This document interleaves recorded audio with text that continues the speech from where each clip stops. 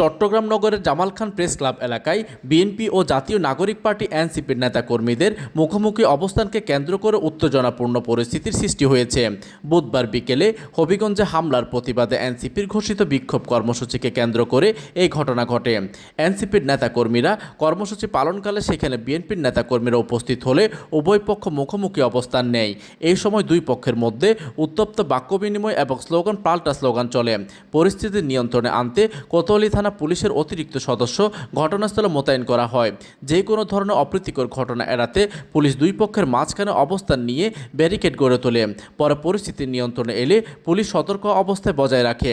এদিকে এনসিপির অভিযোগ, হবিগঞ্জে তাদের শান্তিপূর্ণ মিছিল হামলার প্রতিবাদে তারা কর্মসূচি পালন করছিলেন, কিন্তু বিএনপির নেতাকর্মীরা এসে তাদের কর্মসূচিতে বাধা দিয়েছেন। অন্যদিকে বিএনপির দাবি, এনসিপির নেতাকর্মীরা সরকার পতনের বিরুদ্ধে কটূক্তি করেছেন।